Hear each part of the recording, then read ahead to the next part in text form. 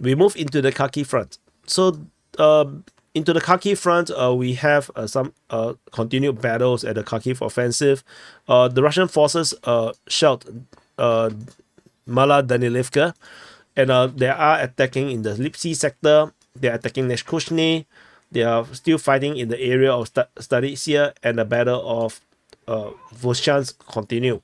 So moving into the Lipsy sector, we can actually see that the Russian forces have made some progress in the Klipoki region. This area here is already claimed by the Russian side. It's just that the Ukrainians never acknowledged it yet. So we will just have to continue to wait and see. Because ultimately, if you actually looked at the satellite imagery, you can see that there's actually not much things here. Like it's just fields. So it's just some kind of farming area here. So not much places to entrench themselves as well. So unless the Ukrainians have a position around this some sort of a tiny stream or whatnot, then yeah, it's clearly under Russian control. But of course, we just have to wait. This area is the Dacha region. These are summer houses. So let's move on. So that's all from the Lipsy sector. Interestingly, is the mention of Nekushny or Nekushnoye, according to the Russian Defense Ministry, reviving this this battle here. Well, we have no idea if this is a shelling or is this an attack. So there is no information regarding this. So we just have to continue to wait. Staritsa, we finally have some corroboration of some Russian progress. So they have taken another chunk in the center of Staritsa.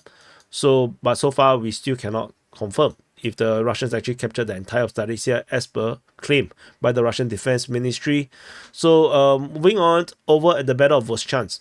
So other than there's some shelling over at Vilsha, I remember yesterday I told you that this is becoming a kill box because the Russians have basically blown up all the bridges, leaving just one bridge that is still not blown up. And knowing the Ukrainians, they refuse to concede any grounds. They will just keep sending reinforcement to hold the front line. And I say that this is going to becoming a kill box for the Ukrainians, for the Russians to not hit the Ukrainians, because the Ukrainians operate just like an AI. You know, when you play computer games, they just keep coming. So you just hold the front line, filter them into, funnel them into just one entrance, and then you can just shell them. And indeed, this is exactly what is happening right now. So the latest geolocation suggests that there is air strikes and artillery strikes all over Vovchansk. There's one over here. This is an air strike. This is an artillery strike. This is another air strike. Basically, the Ukrainians come in and take entrenchment positions into the buildings and whatnot. And then clearly, this is not a lot of grounds to be covered with surveillance drones. The Russians are seeing exactly what's happening, then target them easily with air strikes and artillery strikes. So this is becoming a stupid mission right now. And even when the Ukrainians... So actually, the Ukrainians indeed have this position actually in the south. They do have some position in the south. There is a geolocation of some infantry. They're evacuating down this bridge. The bridge is already attacked once. It seems like it's still crossable by infantry. And as they are crossing, they got shelled very accurately by some artillery, and then everyone died.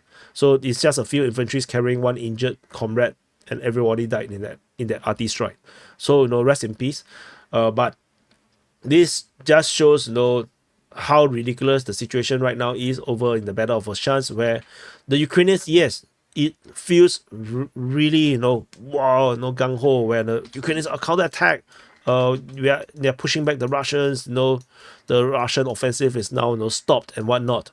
But the reality is the Russians are just holding a line right now, and then they're just bombarding whatever that comes in.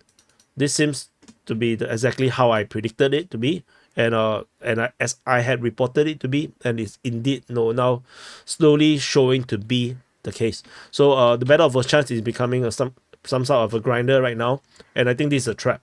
I already said this is a trap, and this is clearly a trap. The Ukrainians, in my opinion, should just go south of the river. So in case you cannot see, there's this river, this Vovchansk river. The Ukrainians should hold a defense line in the south of the river.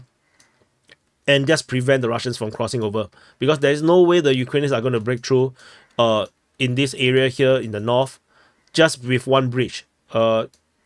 And when your enemy have full artillery advantage and total air dominance, so the Ukrainians are just not supposed to do this. And you can see there's some high ground around here the Russians are holding. There's overlooking Vovchansk. So how high is this? It's not, doesn't look very high. Yeah, but anyway, there's some high ground in the north. So the Russians are taking the very advantageous positions, and yeah, they just doesn't feel like the right thing to do for the Ukrainians to do whatever they are doing. So anyway, over at the Kupiansk front.